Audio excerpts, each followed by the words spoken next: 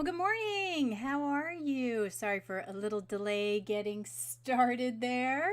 Hopefully you can hear me. Oh, there I am. Yay. All right, good. Just checking that audio. Got to do that every time. Make sure you can hear me. I hope you are doing well this morning. I saw that some of you were out enjoying Parrot Festival this weekend, and I do wish I could have been there. I saw there were some of my favorite people there. Hey, Lori, how are you? Glad to see you here with us today. Yeah, I saw that a lot of people were having fun at all sorts of events this weekend, and I had some fun too. But out seeing music, which I shared with all of you, and then of course working on the live stream yesterday. And yeah, I think this is going to be a really fun one. It's going to require some critical thinking skills, and maybe about a topic that what might be new to some of you, but hopefully a good one if you haven't been exposed to it before. But it's going to be a fun one. It's going to challenge us to think a little bit. We're going to talk about the 5 domains model, but thinking about it a little bit more from a behavior analytic perspective. So I think that'll be fun for a lot of you. So if you are new here, what are we doing? This is You Be the Behavior Consultant, the live stream I try to do most every Monday at 11 o'clock. And I bring up a topic for discussion. It's very interactive. This one's going to be, I hope, very, very interactive. So you guys get ready to, type away in there. We've got questions and topics for us to explore here. Got some things I'll be throwing up on the screen here. So this might be a good one for your computer versus your phone, because some of the images I've got to share with you are a little bit tiny on a computer, or on a phone, that is, but they'll be good on the big screen. And then we'll recap it all at the end there. And yeah, it'll be, this is a good one. This is a really good one, in my opinion, in terms of our critical thinking skills. So what we're going to talk about here is the 5 domains model. And I wonder, how many of you are familiar with that? Does anyone know about the 5 domains model that we have joining us today? And if you do, if you are familiar with it, maybe you have some things you really like about it that you might want to share. And if you are familiar with it, maybe there are some things with it that are kind of challenging for you, that you struggle with, that maybe are kind of confusing, or maybe that you have a little difficulty applying. And what I was hoping we'd get into is maybe some of the things about behavior analysis could provide some more clarity and precision, and we could maybe talk about that. So is there anyone feeling brave about talking about the 5 domains model? And I'll give you some time to type in there if you're feeling like it. If not, I can certainly provide a definition and explain a little bit more what the 5 domains model is. Some of you may have heard of the 5 freedoms before. If you know that one, you can certainly discuss that. Everyone's feeling a little shy this morning, or you had a busy weekend. I know there was a lot of educational experiences this weekend to partake in, so maybe everybody's like, my brain is drained. I've been thinking and working so hard this weekend, taking in all sorts of educational things. And this one is a thinker today, I have to admit. All right, people are slow. slow to add on this one, slow to comment on this one. It's okay, I understand. I could get into it already if people are not so sure about it. Oh, okay, here we go, Susan. I find the 5 domains very helpful, allowing me to consider the animal in a whole zoomed out way while also letting me zoom in for details. Yeah, okay, I like that. Yeah, there we go. Someone who has had some exposure to the 5 domains. Yeah, I think okay, and sorry, it says the 5 domains to welfare is to give all the resources to keep the animal in a good state. Yeah, okay, cool. There we go. Getting some feedback here. I know it takes a little time when I'm talking, and then for people to have time to write, and then for it to get to me, and then for me to respond. As Chris says, I scanned the article you posted, so that's how I know about it. I know about the 5 freedoms. Yeah, so the 5 freedoms were kind of a precursor to the 5 domains, which basically were more of like a minimum standards in terms of making sure we take care of animals, making sure they have food, they have shelter, they have water. And I think that's really what was an inspiration for the 5 domains to take it a bit further and to say, well, we can do better than just giving them bare minimum. How can we really provide them more optimal welfare by making sure that they have, they really are not just getting their bare minimum needs met, but actually enjoying life and thriving and really having, not just, okay, I'm not thirsty and I'm not hungry, but like, oh, is it pleasant? You know, am I engaging with things? Am I engaging with my environment? Do I have a habitat that's really fun and pleasurable and enriched and more than adequate? But define what is good or bad environment or nutrition or mental state is really hard to define. I love that you said that. I think that is a really good point, and I'm hoping that's one of the things that we might get into in our discussion as we look into this model a little bit more carefully, because I think that is one of the things that that they talk about, and they have some information on how they've described how to measure it, and I think maybe we could talk about it a little bit more and maybe have some ideas on how to measure that, because I think that is a really, really, really good point. I think that's one of the challenges with a welfare assessment in general. So I'm really glad that you bring that up. Yep, very good point. Very, very, very good point. Yeah, and there's a lot of articles out there about the 5 domains. So that is just, and from the author who, you know, originally created the model. And so he's, you know, really, really gone into like, you know, here's so many different things about it, you know, how to apply it this way or how to apply it that way, and how to improve upon it. I think one of the really cool things about this model is that they are very committed to having it evolve. They don't see it as, oh, one and done. You know, I think they see it as something that is a living document and that it should evolve, which I think is really fantastic. So, you know, it's all about continuing to improve what we do for animal welfare. So that's pretty awesome. A great philosophy and a great approach, in my opinion. So that's why I thought it'd be fun to kind of look at, because when I was reading it, or just this particular article, there was things about it that I was like, well, you know, as a person who comes from the perspective that we do, well, I'm saying we as animal trainers, but the discipline that we tend to look at things, some of the language is a little different than what I, you know, have been taught. And so my brain goes to a different terminology that interprets things a little bit differently. And I thought, oh, I wonder if that would be helpful for this model, if that would make it give a different perspective on it. So that's what made me think about it. Okay, so maybe we should look at some of the definitions here. I know these are really, really tiny words, but I will try to work through them, and then we'll look at the image. So again, you know, it had its origins. Oh, okay. Because I work with breeding animals, my own pets, it's hard to think about how to improve animal welfare to a large group of animals. Yeah, and I would say that for me, in the zoo community, the 5 domains model is very popular, and it's used as a reference quite a bit. But there's also many, I don't know how to describe, I guess documents. People have created welfare assessment documents that are sort of like questionnaires that ask different questions, sort of based on the 5 domains model.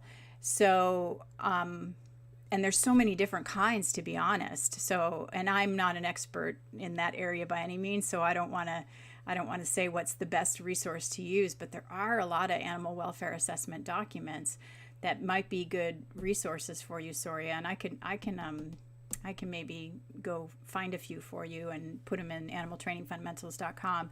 But there's a lot of them that, you know, if you wanted to, you know, just play around with some of those documents and see if any of them are useful to you. But yeah, it's a big area of interest for a lot of people. But I'll just read this real quick, and then we'll take a look at the model, and we'll talk about it a little bit more. But again, it had its origins in the highly influential 5 freedoms paradigm. The 5 domains model was designed specifically to facilitate structured, systematic, comprehensive, and coherent animal welfare assessments, like we were just talking about, with a focus initially on welfare compromise and then on both compromise and enhancement. So that was the big thing, right? So making things, making it so animals were thriving, not just, getting by. The model was never intended to have an implicit or explicit role as the definition of animal welfare. Thus, its regular updates using the latest validated knowledge were designed to sustain the breadth, depth, and currency of model-based welfare assessments in order to improve animal welfare management and not give the model any standing as a definition of animal welfare.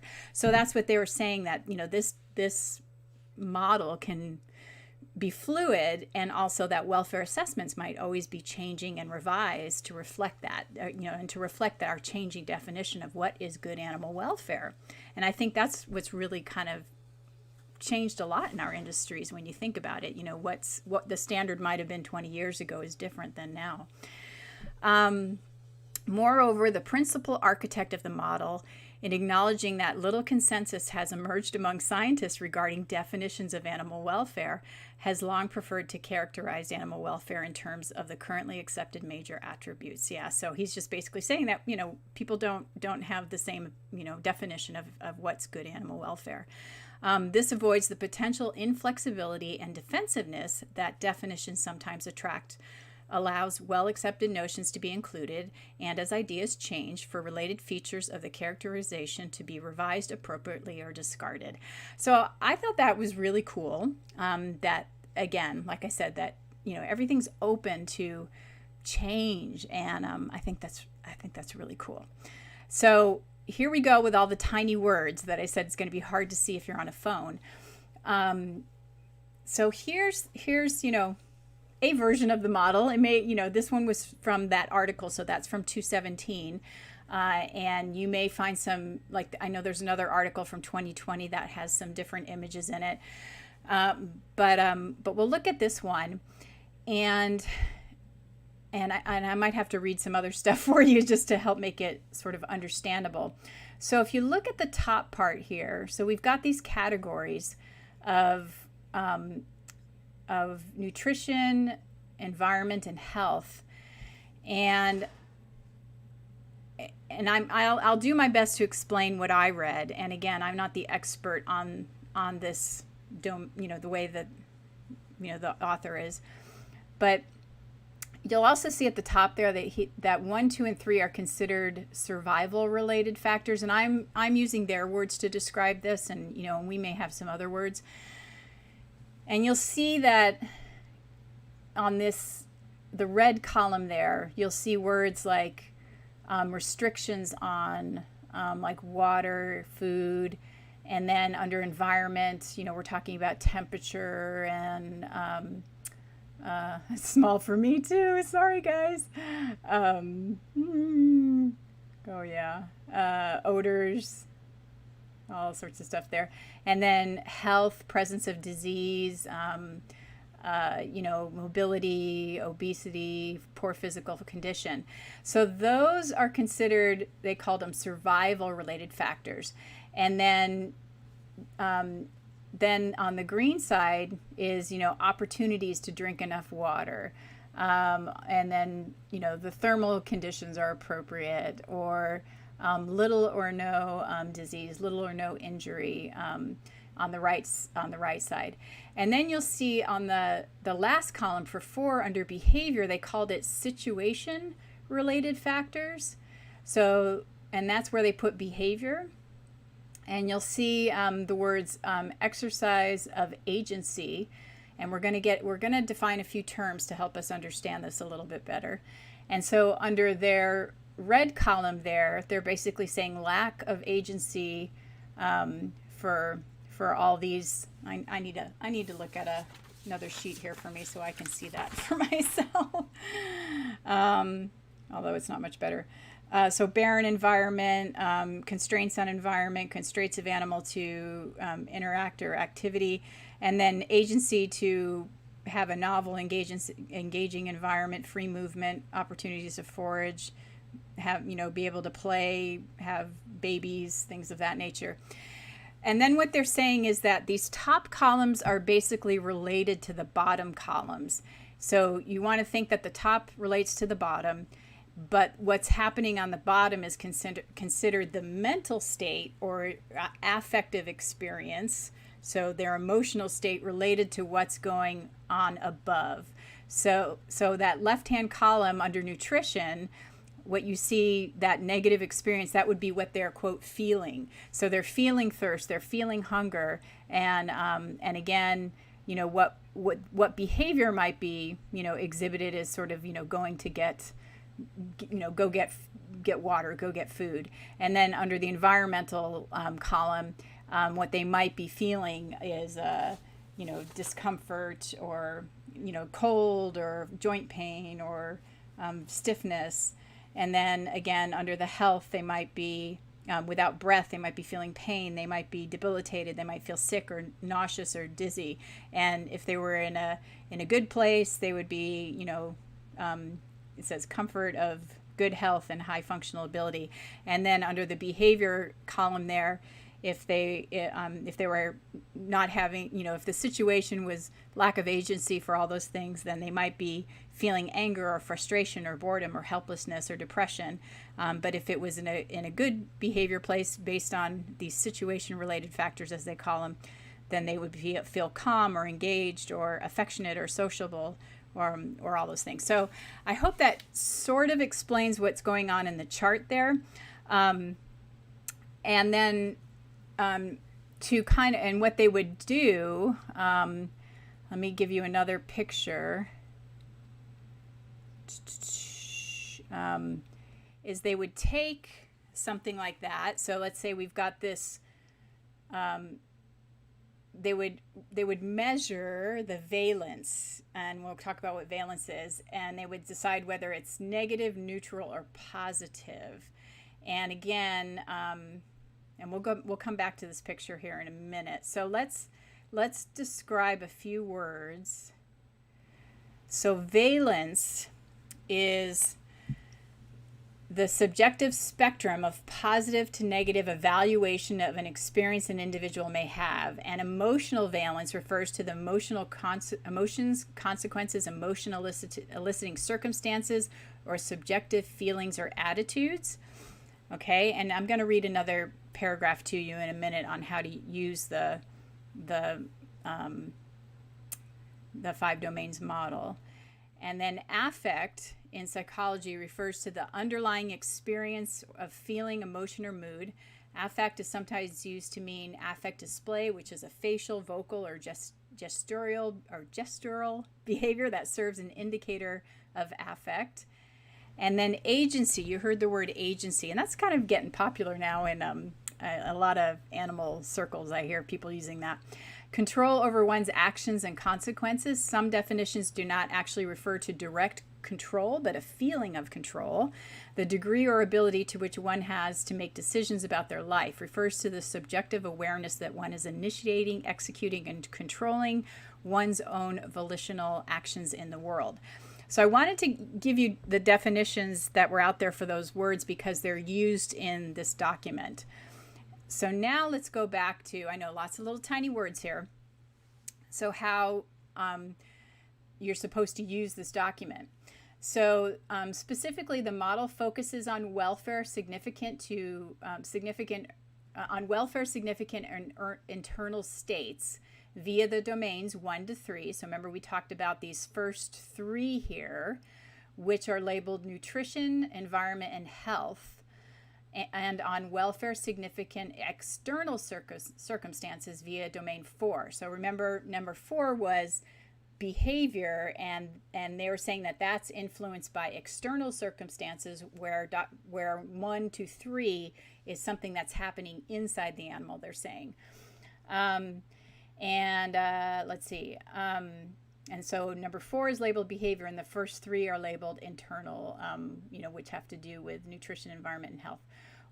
Once the internal states and external circumstances have been identified, any associated affective experiences, inferred cautiously, are accumulated into domain 5, which is labeled mental state. So the top row is then connected to the bottom row, which is the mental state.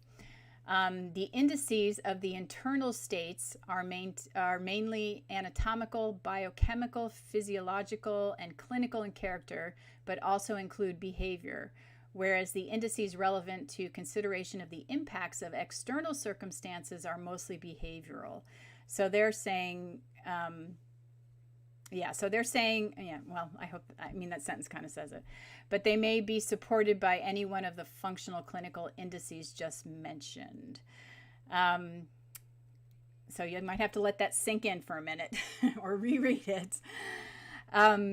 The valence, i.e. the emotional character, so remember we defined valence, of these affects is confined to the negative to neutral range, assigned to domain 5, mental state. So this is that bottom row. These effects are now considered to include breathlessness, thirst, hunger, pain, nausea, dizziness, debility, weakness, and sickness. Nevertheless, behaviors motivated by some of these negative affects may also provide opportunities for the animals to have positive experiences. For example, thirst motivated water intake may give rise to the wetting and quenching pleasures of drinking, and hunger motivated foraging or hunting may lead to the consumption of food having pleasant tastes, smells, textures, and varieties. Okay, so you kind of have to let that sink in. So they're saying that these emotional states on the bottom row may give rise to animals doing behavior that result in the green on the right, sort of this pleasant experience on the right. All right, so let that all sink in. I just want to, again, let you think about how they're saying this works. And so now let's go back to the close-up of this. So a little, close-up on this. They're saying that this top part on the left is caused by internal states, and the close-up on the bottom is caused by external states, and the stuff on the top left corner inhibits the animal from doing behaviors that will allow it to reach the stuff on the green. And they're saying the stuff on the bottom left can be addressed by addressing the environment with things such as environmental enrichment might help it achieve the goals on the right. And so when they're in the state on the left, it's negative. It might be neutral in the middle, but when they achieve their affect or their emotional state, their valence, and then when they get to the right, it's positive. All right, so that's how they're talking about using it. So now what I would like us to think about as behavior people is I'm wondering if you might have some thoughts as people who think like behavior analysts, perhaps. Is there things about this that jump out at you that you go, I wonder if you would change things, or if there's ways that you might improve upon this, or things that you go, well, I see that differently, or that I could interpret that in a different way that might make it easier for someone to apply that. And I think what I might go back to, I know those are little, okay, yeah, the bottom left. So let's go back to the close-up here. This can't be solved just by enrichment alone. Yeah, I agree with you there. There might be a different word for that.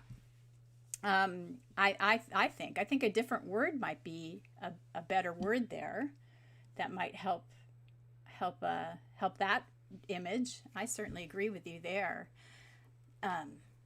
So I like that idea. Right, agreed. Maybe the setup of their environment. Sure. Absolutely. Setup of their environment could be a factor. Antecedent arrangements, for sure. Yep. Yeah, I like that. What are some other thoughts that might help? Or maybe there's a, well, I'll let you keep going there. You're on a good roll. You're on a good roll. I agree with you. And I can, I mean, if you want, you can let me know if you want me to keep it there, or if you want me to go back to the big image, because there's some things we could look at the big image too, to get you thinking. Because there's stuff on here as well. So, and I can certainly repeat stuff if that is helpful to you, because there's a lot of stuff to take in. But even, you know, like even just words might jump out at you that you might go,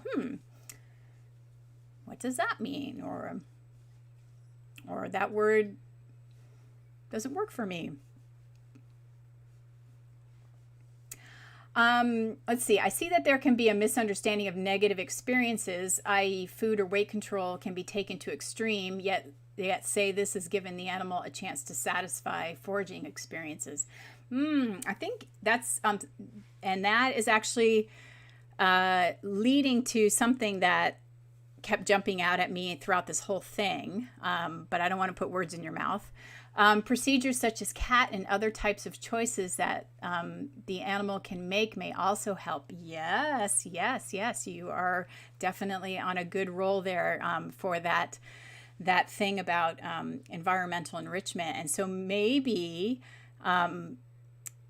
for me, I have a catch-all phrase that I think might go well for that might replace environmental enrichment, and it works for what both you and Sully are saying. But I don't want to put words in your mouth, but I'll let you think on that. And then for what Chris is saying, so what you're talking about, Chris, I think really describes possibly what our red columns are. What might be another way to describe what our red columns actually are? You know, what are those red columns really? There's a word in behavior analysis, I think, that is really describing our red columns, all of our red columns, not just the ones on the top or the bottom. In my opinion, I could be wrong. Maybe somebody who's more knowledgeable about behavior analysis might have a different opinion. Aversives, well, they could be. That's true. Some of them could be aversive, but not always.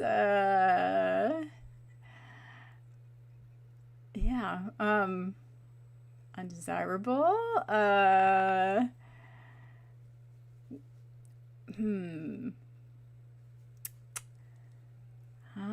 mean, I guess they could be aversive, but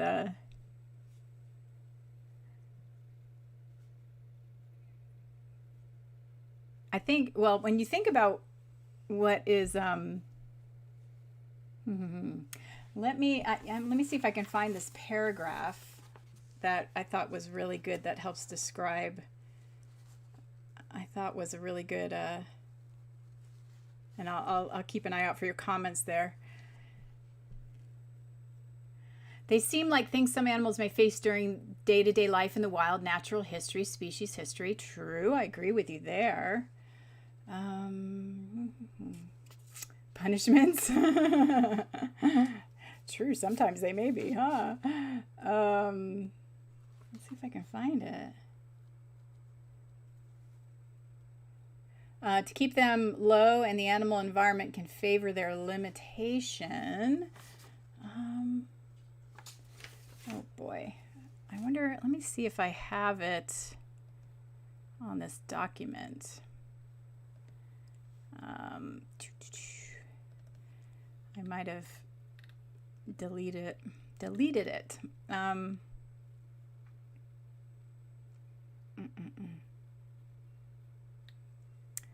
Keep an eye out for it.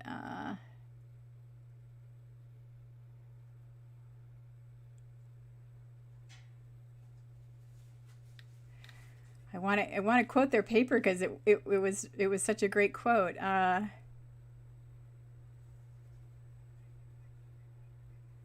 Let's see.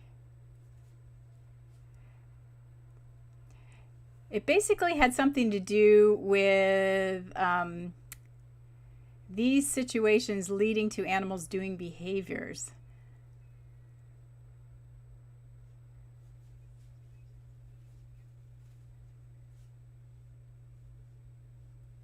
So I'm kind of giving it away there a little bit. Actually, calling our functional. Yeah, here we go. Internal factors which include naturally occurring or induce functional imbalances or disrupted give rise to survival critical experiences that motivate animals to engage in behaviors aimed at securing life-sustaining resources. That was the key line to me that just went, oh, okay, there we go. That's what's going on here. So what do we call those? Well, I do think I hang on to that survival critical factors because I think that's going to be the survival critical factors. They call them those, but that's going to be important for something else. Emotional distress choices. What do we call things that motivate animals to engage in behaviors? What do you guys remember the term for that in behavior analysis? Do you remember our terminology for that? Environment stress. I feel like I'm torturing you all, aren't I? Antecedents. Yeah. So these are motivating operations, right? So these are just all motivating operations is the way that I think about them. Yeah, motivating operation. There we go. Yeah, this is the way that I'm thinking of them. So it's just a motivating operation, and then there could be antecedents, that are involved. So I think where the antecedent part comes in is another part of this model, which I think is when they're talking about the situation related factors. You see that over there? Yay, Sully, yeah. You see on the top where it says situation related factors, top right. And also, I think that might be where they're thinking. That's where maybe antecedents are, where might be the right word for situation related factors.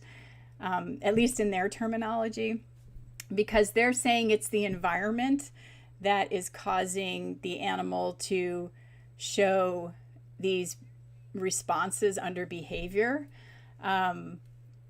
So maybe that's where antecedents might be the right word there. But yeah, I looked at all these red things and I went, well, aren't these just motivating operations? And the more that those are increased or decreased, the more, so if we have, if thirst is abolished or established, then we're more likely to get behavior, that to either seek water or not seek water. So that's what I kept thinking as I kept reading and looking at these red columns. I was like, well, aren't these just motivating operations? So if I have more sickness or less sickness, then I'm more likely to, get behavior that would result in an animal, doing things or not doing things. So I kept looking at that and so that's what I kept coming to when I kept looking at the red column, is that these are just motivating operations. And so how strong that motivating operation is would depend on your environment, right? So it could depend on your antecedents as well. So how did you set up your environment? Was the animal water deprived for 24 hours? Then the motivating operation might be really strong to do behavior to seek water. So so that's what I kept coming back to when I was looking at this. There was a lot of circular stuff going on there that I was like, So it made it tough for me sometimes to think about how to but it's good. It makes you think about these things, right? So there was that. Okay, so good one. We got that one. All right. So what are some other things that might jump out at you? Any other things? I know that was hard. Everybody's like, "Oh, this is what I'm talking about. It's going to be critical thinking here and get your brain going." Was there anything else that you kind of went, "Oh, I could use another word perhaps there." And I like that the antecedents might be helpful for some of these things, like the situation related factors. Any other things that you would want maybe a little bit more precision on or clarity on?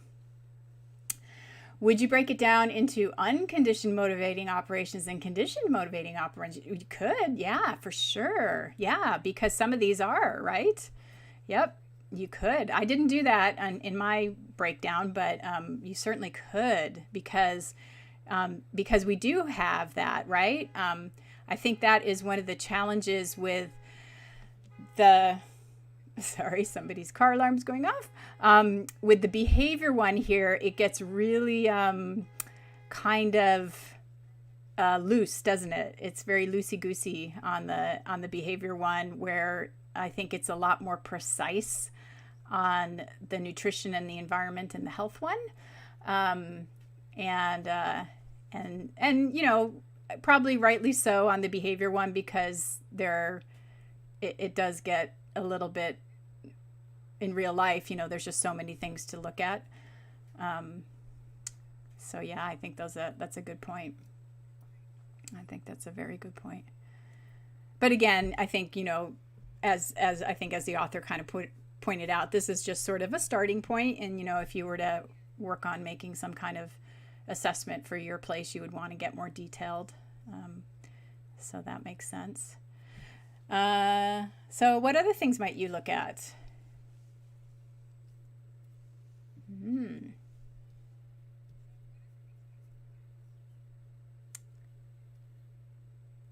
Are there any words that you feel like, oh, I wish that word was more precise?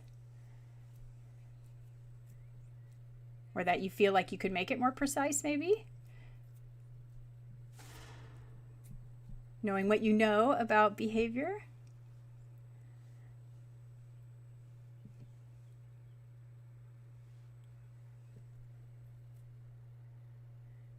I have to remember what I have another image of this.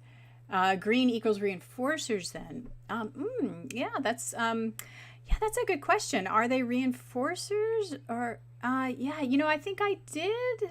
Did I put them as consequences or behaviors? That's a good question. Yeah, I think they are consequences. I think or outcomes. Yeah, maybe outcomes. Desired or potential outcomes or desired outcomes. Yeah.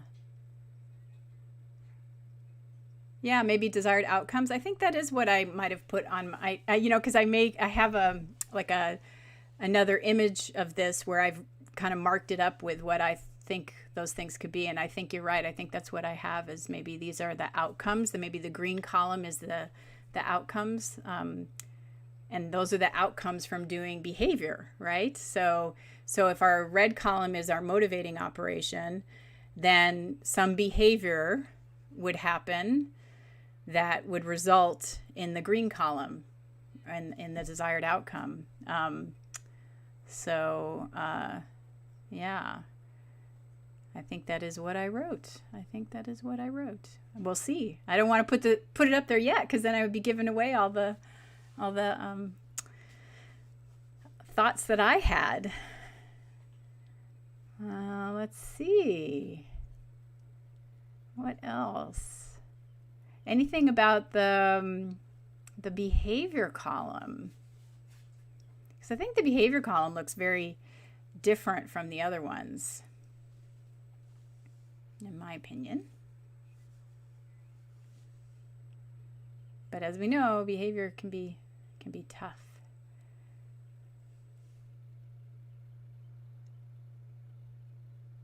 I see two things that I would probably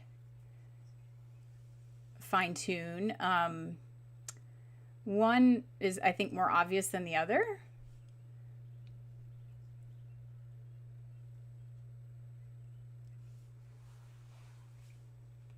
I know is, and I know it can be tough when we're, just looking at a kind of a general model. But if I were to try and, like, say, apply this to one animal that I'm working with, and to try and fine tune this, I might be careful to look at some of those words. Let's see, red condition to motivating operation, then come behaviors. Yep. And then to archive green, outcome consequences or reinforcers. Yeah, that's kind of how I'm seeing it. Yeah. Yeah. And behavior section sounds more like providing adequate enrichment or opportunities for those behaviors to occur. Yeah. I think a lot of times there is sort of a, like all behavior is about enrichment sometimes in some communities. But of course, like I don't, I think the problem with,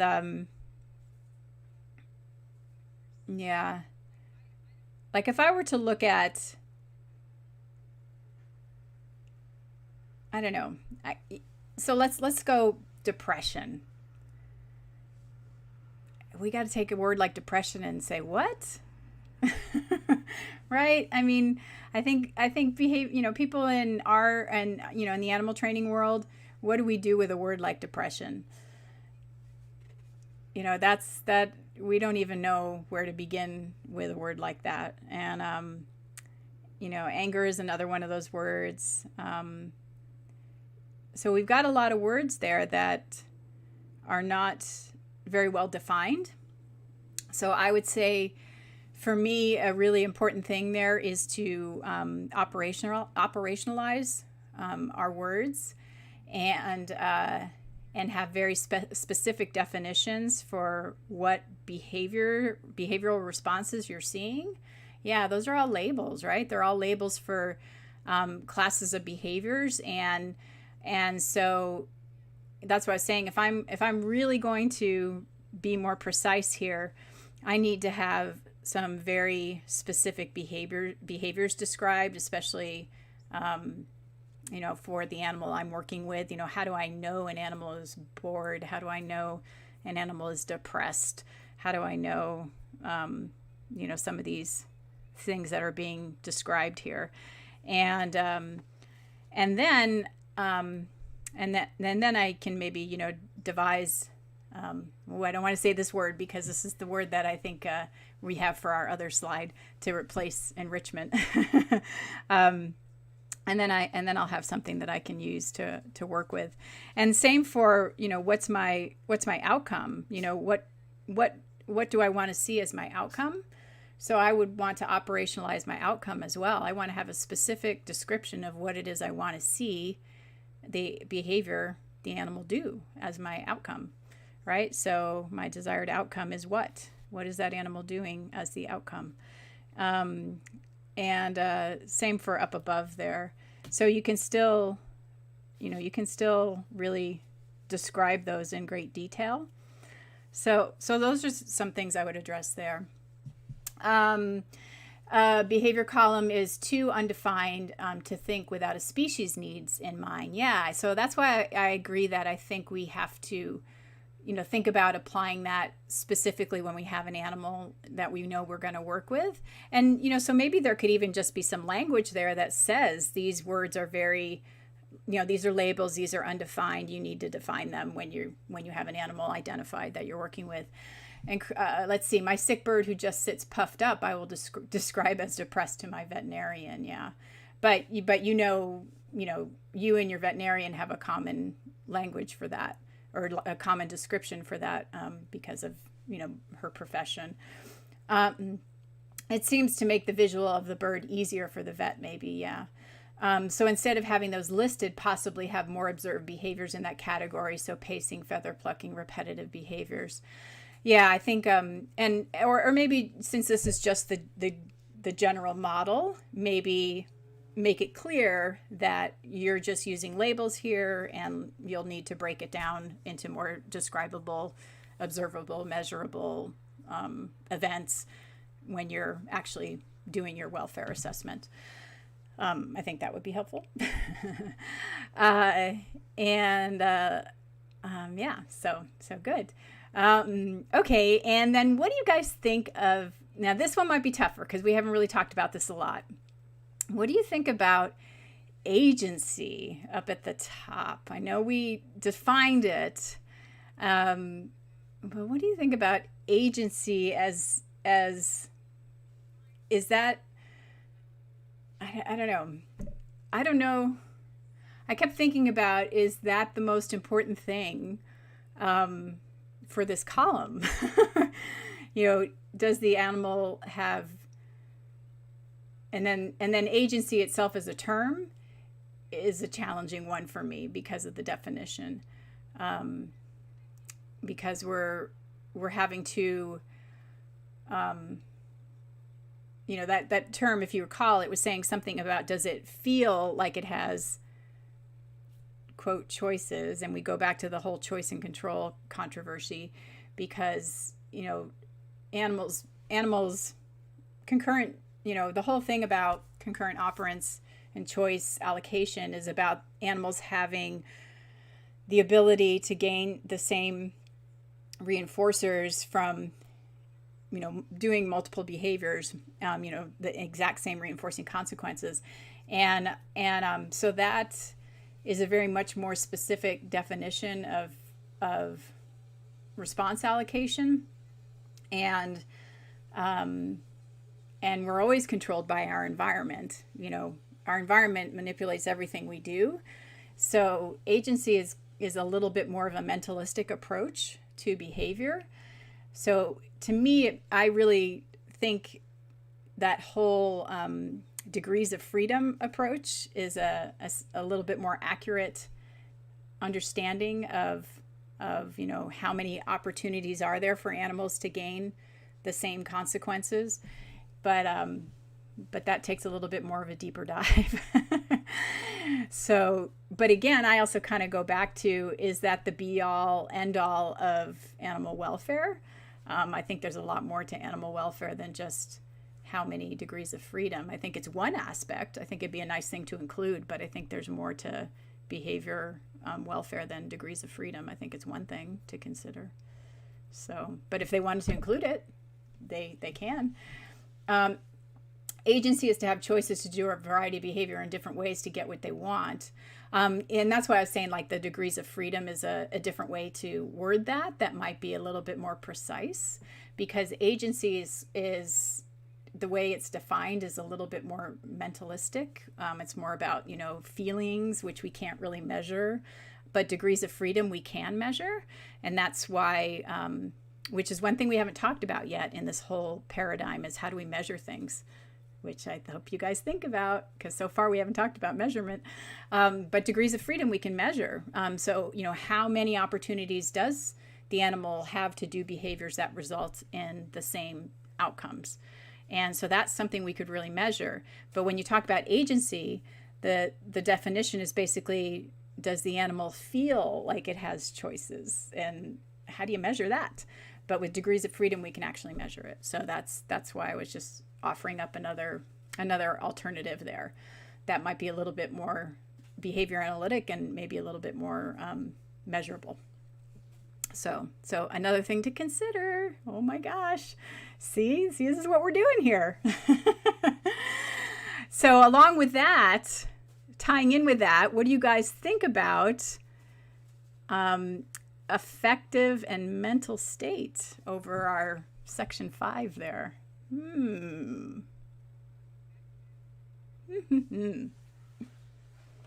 More stuff to think about. I'm pushing you guys. I'm pushing you outside the comfort zone.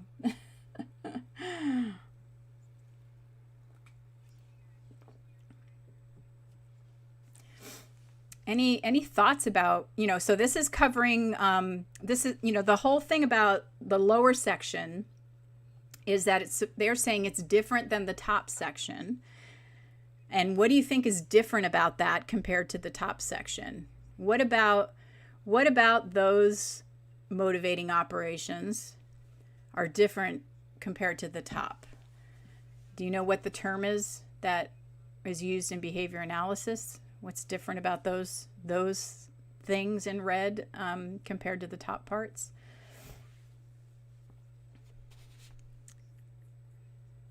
And I'm trying to and I know in some previous live streams I've talked about it, but you may not remember the term.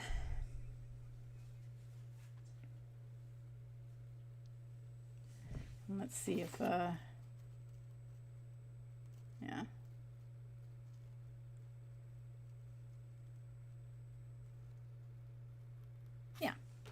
So there is a term that would be kind of a nice catch-all for what they're trying to describe that's different about the top versus the bottom.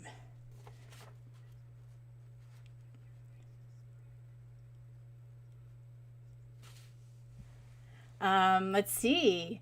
Top is environmental availability. Bottom is body state. They are more subjective to the individual. Don't recall the term. I know it's tough, isn't it?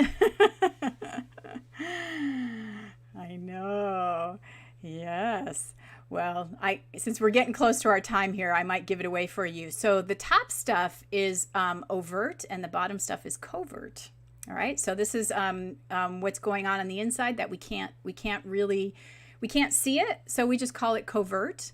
And so so I think rather than talking about emotions, emotional stuff, or the physical state, or and so we don't have to call it a mental state.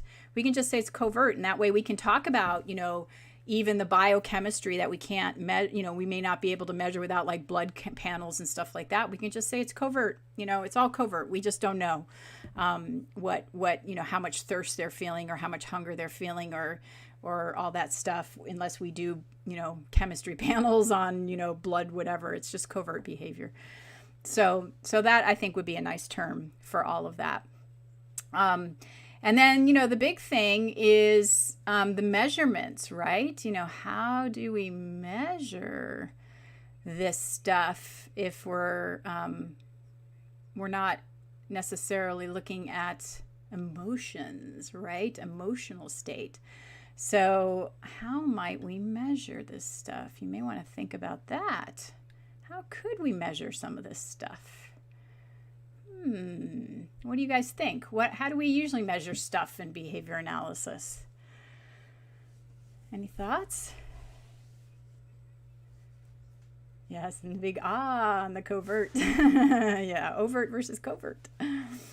So yeah, I think what they were talking about on the top was the overt stuff. Any thoughts?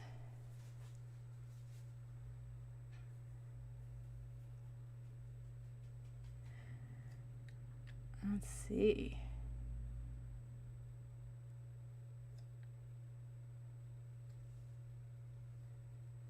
Might do this. Dun, dun, dun.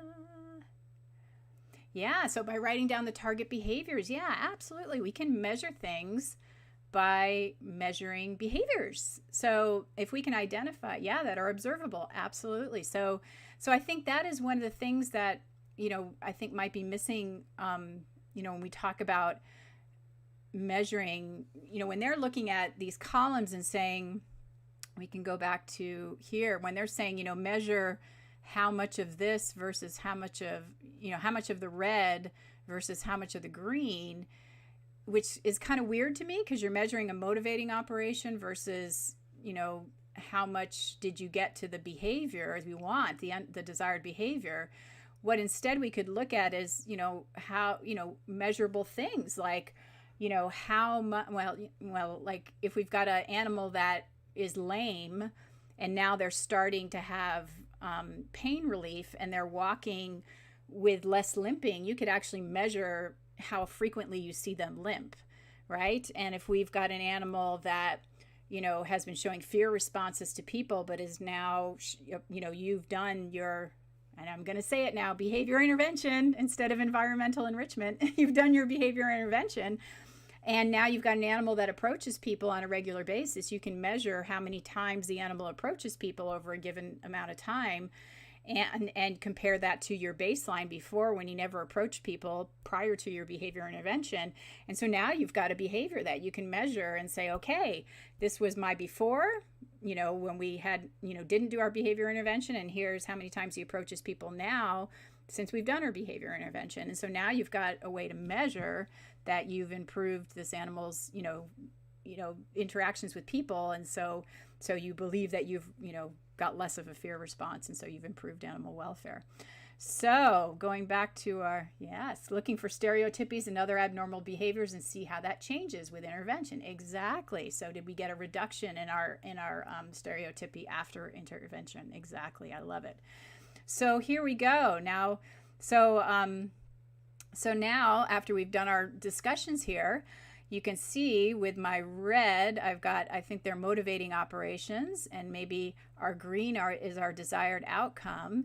Maybe our affective and mental states are just covert behavior or covert, behavior that we can't really see.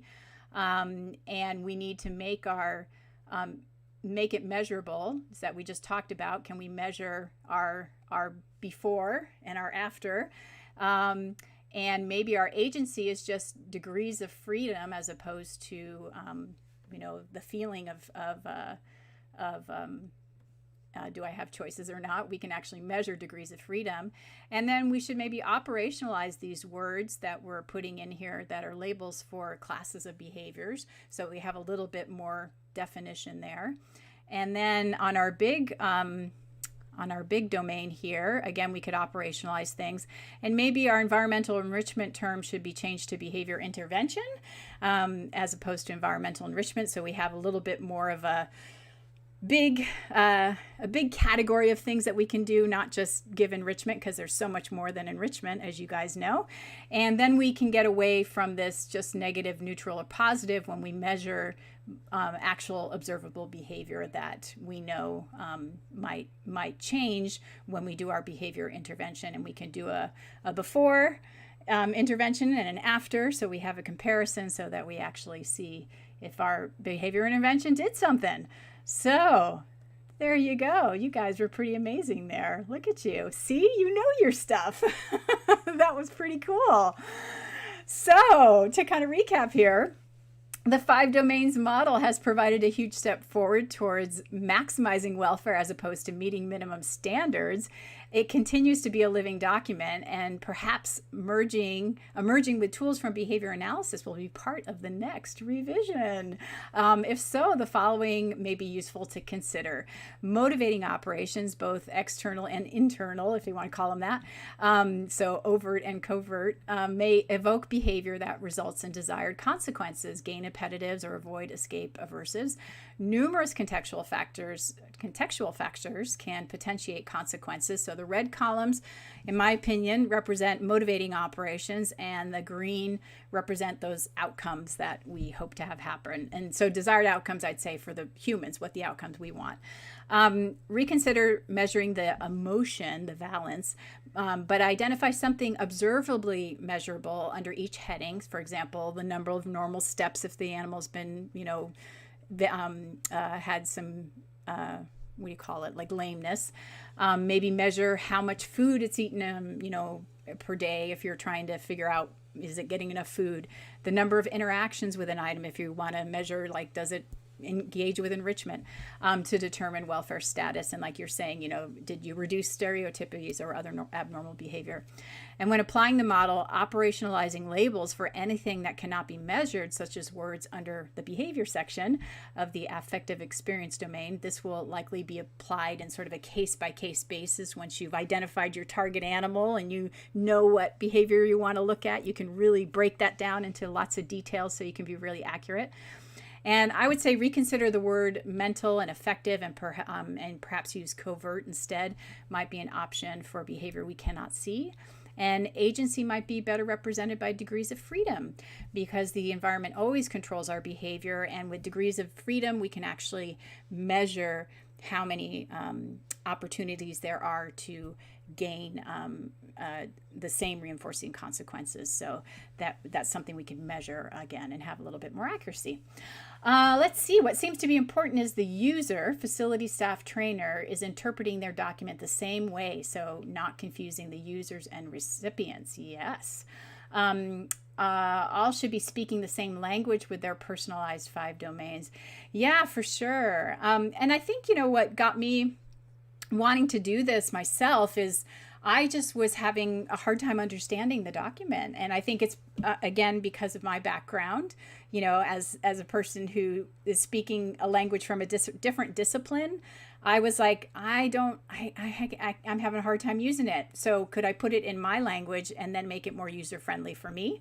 And so that's why I was like, I'm going to try this. And that's why I was like, well, maybe other people would find it useful if it was in that language as well. And that made it more understandable for me. So, I'm not by any means saying it's not useful as it is, but I found it more useful if I could put the language in it that I understand so that I could make it more user-friendly for me. And I don't know if it makes it more user-friendly for you. You'll have to let me know. and who knows, maybe somebody will see this live stream that works with the 5 domains and think, oh, that will be helpful. And maybe they'll go, no, not at all. But I think, as you guys know, behavior analysis is very into measuring and precision. And so, I think that's what's driving my need to sort of, I got to tweak this. I got to tweak this so I can make a little bit more sense for me.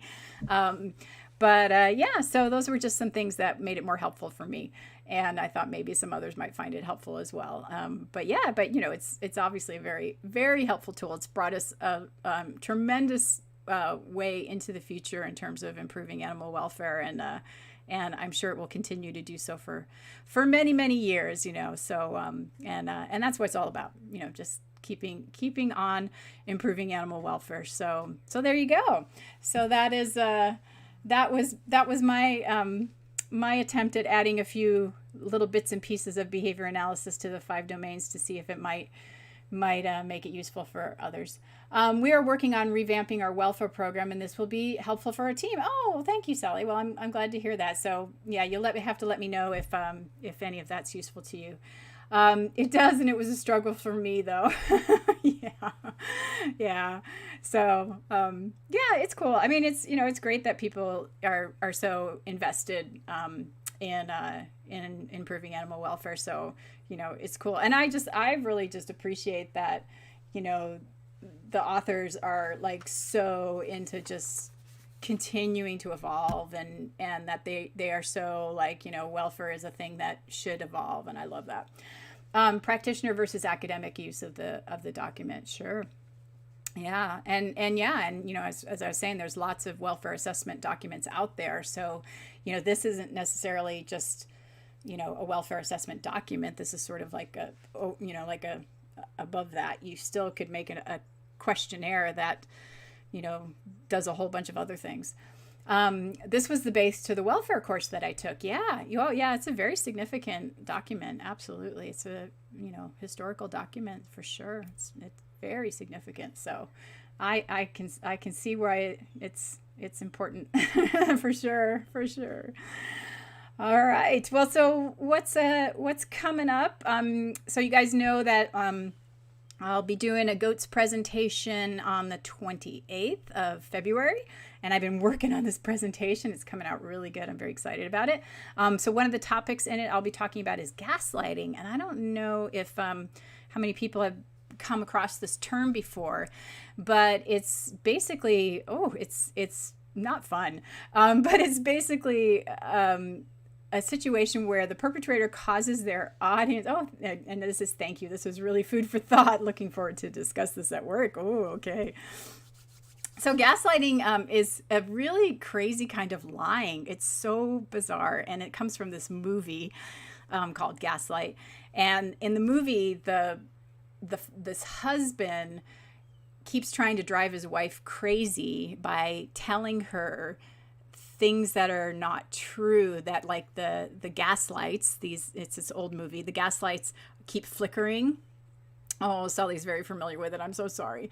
And he keeps convincing her that you know that the gas lights are fine, but she's convinced that they're flickering, and it's all to drive her crazy. And so that's the whole point, is that the perpetrator causes their audience or victim to question the facts. And this can lead the victim to be confused. They kind of doubt themselves. There's chaos. They kind of feel like they're not able to control their outcomes, and they get really frustrated and they get exhausted trying to like kind of fight the lies. And if anybody, you know, I hate to say this, knows our political system right now, gaslighting has been, or like I would say more so in the past, was used a lot to manipulate groups of people. Well, maybe still in the present, sorry. Yeah, and it's been used to, you know, manipulate all sorts of industries. And in fact, a friend of mine was just telling me a story of somebody that, you know, a friend of hers that was getting manipulated at work recently in a zoo, and you know, and that person's supervisor was trying to kind of protect themselves from getting caught in a lie, and so they were turning the story around back on that person, and so it happens to all of us, I swear. So I really want to go into this when I talk about the secret in the animal training industry, because it does cause a lot of damage to victims. So we're going to explore more about this behavior and how to protect yourself and others. And that's just part of that presentation. So I hope you can join me. If you're a member, you're free to join the live, and you'll also get access to the replay afterwards. If you're not a member and you still want to join, yes, you can join for a fee and get access to the replay as well. Is this more about human on human behavior? So the whole presentation will be about human on human behavior, but we're also going to go into how it impacts the animal world and how ultimately that impacts animal welfare. How about that? Yeah, so because so I guess that's the best way to put it. We're going to talk about how all this stuff does ultimately impact animal welfare, which is the sad thing about it all. So, but it's pretty fascinating stuff. All right, and then just a quick legal update. Again, I think I've mentioned before that the lawsuit I'm dealing with is called a SLAP suit, a strategic lawsuit against public participation. They're a very unpleasant kind of lawsuit. And if you are interested in learning more about what they are, I made a page where you can find out more, where there's a video clip that explains what they are and links to more resources. And so it's just at animaltrainingfundamentals.com with what are SLAP suits. And that's a public page, so anybody can access that if you want to learn more. And yeah, and for anyone who's not a member, if you still want to join, we're doing the discount up until March 1st, and then it goes away. So there you go, and that is that. All right, and there we go. And yeah, by the way, yeah, my lawsuit I have to go for the motion to dismiss on February 16th in Florida. I don't know for sure, but I'm pretty sure people can actually come. I'll find out today, but yeah, if you're in the area and you want to come support, I'll let you know next week for sure. But yeah, all right. I think that's it for now. So I appreciate you all being here. I hope you found that interesting. I know we didn't do a lot of videos and stuff. That was more of a you know, get you thinking kind of thing. But I thought it was kind of interesting, and I found it a fun exercise, and you know, challenging my critical thinking skills, and I hope you guys did too. And we'll see what I come up with for next week. Don't have it planned out just yet. But I appreciate you all, and thank you for joining me, and I look forward to seeing you next time. All right, guys, take care. Bye.